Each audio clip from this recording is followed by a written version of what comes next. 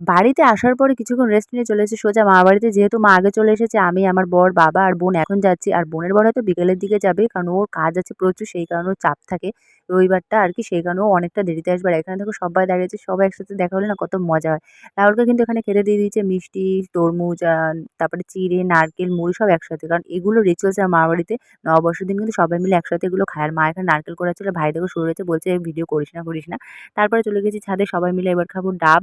আর কি ডাবের ভিতরে যে শক্ত মানে শক্ত নরম মিষ্টি যে ভাবটা থাকে না, ওইটা আমার খেতে খুব ভালো লাগে। তাই ভাবলাম যে মামাবাড়ি যখন এসেছি তখন খেয়েই যাই। আমার কিন্তু জলটা এতটাই গরম লাগছিল কেন কি জানি? যতটা ঠান্ডা থাকা দরকার ততটা কিন্তু ঠান্ডা ছিল না। গরম ছিল জলটা।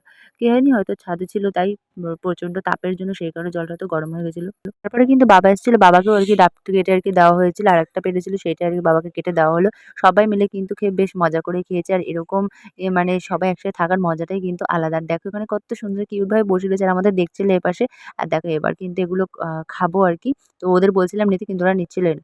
আর অনেকক্ষণ পরে আমরা ছাদের টাইম কাটানোর পরে নিচে চলে এসেছি। আর ও দেখো হাঁস কাটতে বসে গেছে। আর বাড়ির হাঁস আরকি। তো ওরা হাঁস খেতে চেয়েছিল সেই কারণে হাঁসটা রান্না হবে। আর আমার বর আর বোনের বর মিলে দুজন মিলে বসে গেছে। আর আমি এখানে পেঁয়াজ রসুনগুলো ছাড়াচ্ছিলাম।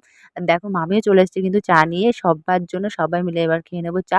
তারপরে মা এখানে রান্না বসেছিল, প্রায় কিন্তু হয়ে এসেছিল। মাছের মাথা দিয়ে আলু করেছিল। আমি ঘরে আবার বসেছিলাম মাংস আর পটল ভাজাটা আমি করেছিলাম।